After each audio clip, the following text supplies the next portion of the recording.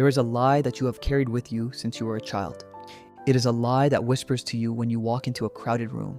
It is the voice that tightens your throat when you speak up in a meeting. It is the invisible weight that keeps you from wearing the clothes you want, starting the business you dream of, or dancing when the music is good. The lie is simple. You believe that you are the main character in everyone else's movie. You believe that there is a spotlight trained on you, tracking your every move, illuminating every flaw, every stumble, and every hesitation. You believe the audience is watching, waiting, and judging.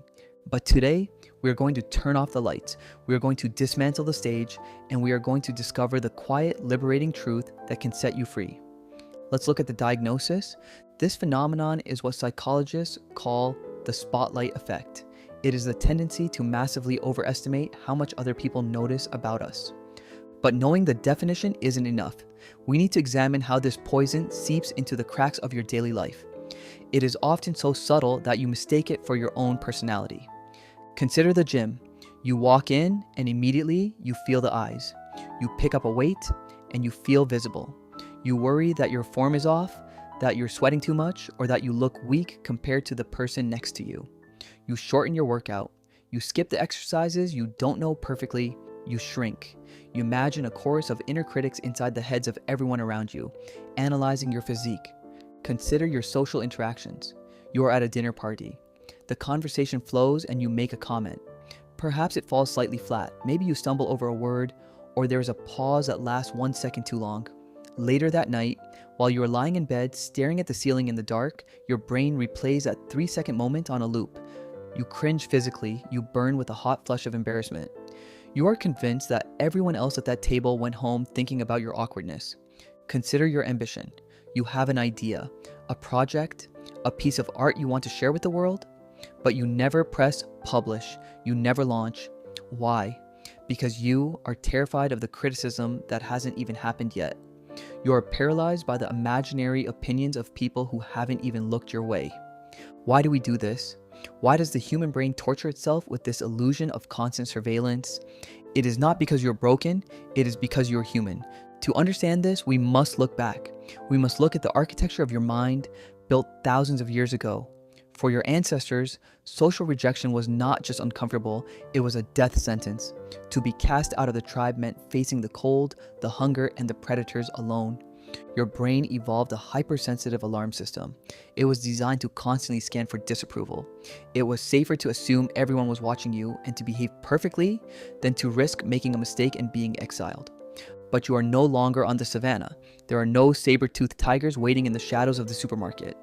Yet, your amygdala, the ancient, fearful part of your brain, cannot tell the difference between a predator and an awkward silence.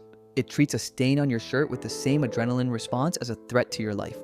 Now, I want to offer you a shift in perspective. I want you to close your eyes for a moment and imagine a theater. It is a grand, old theater. The velvet seats are red and worn. The air smells of dust and old wood. You are standing center stage. Above you, there is a massive, blinding white spotlight. It is hot against your skin. The light is so bright that you cannot see past the edge of the stage. Beyond the light, there is only darkness. You are terrified. You feel that every movement you make is being scrutinized by the hundreds of people sitting in that darkness. You freeze. You try to be perfect. You try to recite your lines without a single error. The pressure is crushing. Now, in this visualization, I want you to do something brave. I want you to step out of the spotlight, walk to the edge of the stage, climb down the stairs, and walk into the darkness where the audience is sitting. As your eyes adjust to the gloom, look at the audience. Really look at them. What do you see? They are not looking at the stage. One person is asleep, exhausted from a long shift at work. Another is looking at their reflection in a pocket mirror, worrying about a piece of spinach in their teeth. Another is staring at their phone, anxious about a text message they just sent, wondering why they haven't received a reply yet. Another is making a mental grocery list, worrying about their debt, worrying about their own spotlight. This is the liberating truth. There is no audience. Everyone is the protagonist of their own movie. In their film, you are just an extra in the background. You are man in coffee shop or woman on bus. Think about the last time you saw a stranger do something embarrassing. Maybe someone tripped on the sidewalk. Maybe someone spilled a drink. How long did you think about it? 5 seconds? 10? And then you went back to thinking about yourself. This is called egocentric bias. We are locked inside our own heads. We view the world through a narrow lens where we are at the center, but so is everyone else. The hustle culture tells you that you must perform. It tells you that all eyes are on you, so you better succeed. It uses fear as fuel. It tells you to curate a perfect image because the world is watching. The Unrushed philosophy tells you the opposite. It tells you that nobody is watching. And because nobody is watching, you are free. You are free to experiment. You are free to be bad at something new. You are free to wear comfortable clothes.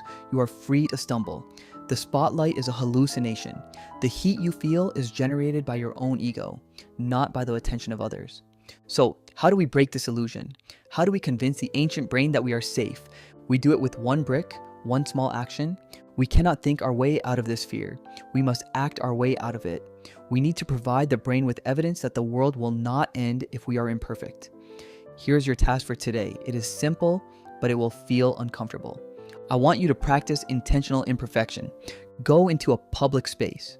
It could be a coffee shop, a park, or even your office, and do one small thing that is slightly wrong. Wear a shirt that is slightly wrinkled. When you're walking down the aisle at the grocery store, do a little dance step for exactly 1 second. Ask a question that you think sounds dumb or obvious. When you do this, your brain will scream, your heart rate will spike, the spotlight will feel blinding. But then, I want you to look around. Watch what happens. The world will not stop. The ceiling will not collapse. People will not point and laugh. Most likely, no one will even look up. In that moment, you will collect a piece of data, a brick of truth. You will prove to your nervous system that the tiger is not real. If you do this once, it is an experiment. If you do this consistently, it becomes a superpower. You become immune to the judgment of others because you realize the judgment does not exist. We spend so much of our lives shrinking. We contort ourselves into shapes that we think will please the audience. We polish our masks until they shine. But the theater is empty. The audience is distracted, and the critics are just people who are worried about their own reviews. Step out of the light. Step into the reality of being human, imperfect, messy, and entirely wonderfully unnoticed. Build your life for yourself, not for the gallery. Stay unrushed.